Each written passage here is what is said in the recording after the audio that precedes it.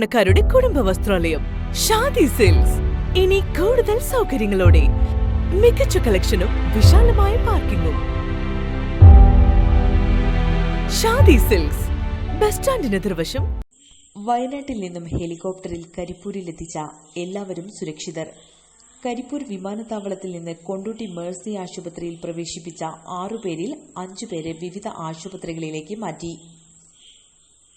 ഒരാളെ ബന്ധുവിനൊപ്പം വിട്ടു.